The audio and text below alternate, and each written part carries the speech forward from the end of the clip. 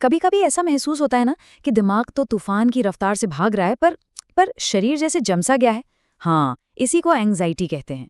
पर सोचिए जरा, क्या हो अगर इसका समाधान किसी नई नवेली दवा में नहीं बल्कि हजारों साल पुराने एक ग्रंथ में छिपा हो। तो बस आज हम भगवत गीता के उसी सीक्रेट माइंड हैक को समझने की कोशिश करेंगे। एक ऐसा हैक जो आज की एंग्जाइटी का एक बड़ा ही हैरान करने वाला और वैज्ञानिक समाधान पेश करता है। जरा सोचिए, क्या कभी डर ने किसी को उसकी पूरी काबिलियत दिखाने से रोका है? चाहे वो कोई इम्तिहान का हॉल हो, कोई बड़ा इंटरव्यू हो या एक बहुत ज़रूरी प्रेजेंटेशन से ठीक पहले का वो पल। ये एक ऐसा एहसास है जिससे हम सब कहीं ना कहीं जुड़ सकते हैं ना। चलिए इस पर थोड़ा गौर करते हैं। एक तरफ देखिए कुरुक्षेत्र का युद्ध क्षेत्र लगभग 5000 साल पहले का, और दूसरी तरफ आज का एक कॉरपोरेट बोर्ड रूम। अब देखिए, समय और जगह में जमीन आसमान का फर्क है, लेकिन एक चीज है जो आज भी वैसी ही है, हमारा दिमाग और डर के सामने उसकी प्रतिक्रिया। जब गीता के पहले अध्याय में अर्जुन कहते हैं कि मेरे हाथ से गांडीव धनुष फिसल रहा है और मेरा पूरा शरीर कांप रहा है, तो वो सिर्फ एक कहानी नहीं है। अगर हम आज की मेडिकल साइंस की भाषा में देखें तो ये एक क्लासिक पैनिक अटैक के लक्षण हैं। ये दिखाता है कि उस समय का सबसे महान योद्धा भी मानसिक दबाव के आगे कैसे टूट सकता था। अब अर्जुन की इसी कहानी को आज के दौर में रखकर देखते हैं।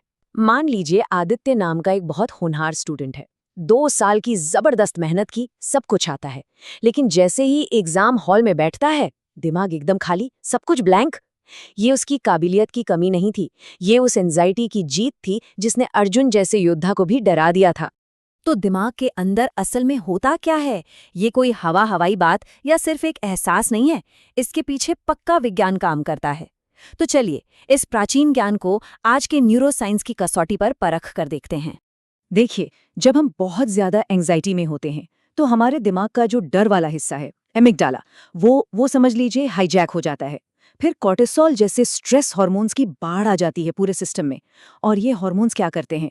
ये हमारे दिमाग के लॉजिकल हिस्से को, यानी प्रीफ्रंटल कॉर्टेक्स को सीधा सीधा शट डाउन कर देते हैं।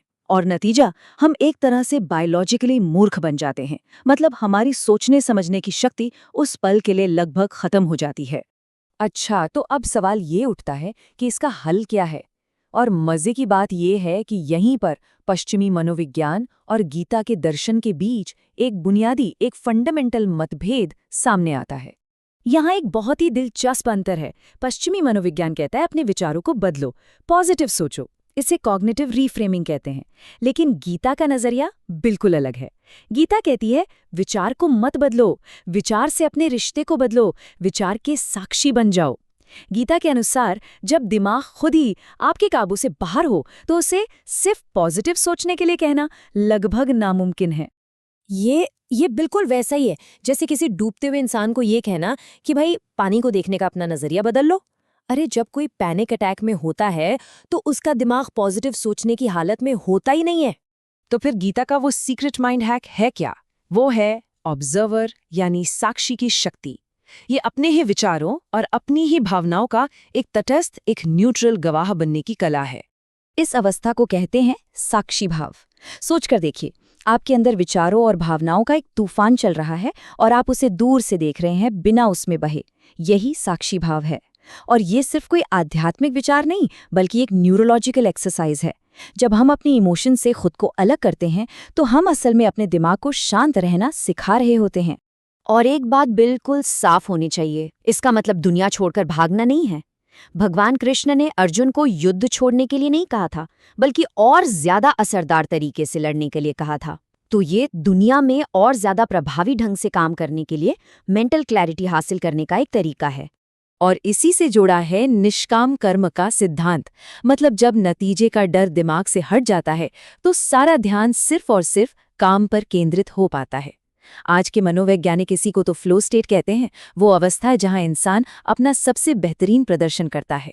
तो अब सवाल ये है कि इस गहरी फिलॉसफी को असल जिंदगी में कैसे इस्तेमाल किया जाए। तो यहाँ एक बहुत ही प्रैक्टिकल 2 मिनट की तकनीक है जिसे कहीं भी कभी भी इस्तेमाल किया जा सकता है। इसे दिमाग के लिए एक तरह का फोर्स रीस्टार्ट समझ सकते हैं, और इसके सिर्फ 2 आसान स्टेप्स हैं। पहला, अपनी सांसों को हैक करना, और दूसरा, अपनी पहचान को बदलना। स्टेप 1 है बॉक्स ब्रीदिंग। बहुत आसान है। नाक से 4 सेकंड तक सांस अंदर लें, 4 सेकंड रोकें, 4 सेकंड में धीरे धीरे बाहर छोड़ें और फिर 4 सेकंड बाहर रोकें। इसे सिर्फ 3 बार दोहराने से हमारे नर्वस सिस्टम को ये सिग्नल जाता है कि सब ठीक है, खतरा टल गया है, अब रिलैक्स करो। जब सांसें थोड़ी शांत हो जाएं, तब आता है सबसे जरूरी कदम, एक मेंटल कमांड। गीता का ये श्लोक कहता है, हे सव्यसाचिन, तू केवल निमित्त मात्र बन जा। ये एक बहुत बड़ा मनोवैज्ञानिक बदलाव है। मैं करने वाला हूँ, इस सोच से मैं केवल एक माध्यम हूँ, इस सोच पर आना। जैसे ही कोई ये मानता है कि वो केवल एक माध्यम है और ऊर्जा उसके जरिए काम कर रही है, तो कंधों से सारा बोझ उतर जाता है। अहंकार और परफॉर्मेंस का प्रेशर दोनों गायब हो जाते हैं और तब इंसान अपना बेस्ट दे पाता है।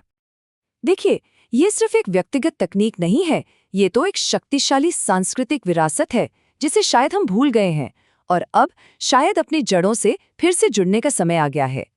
ये ज्ञान, ये हमारे डीएनए में है।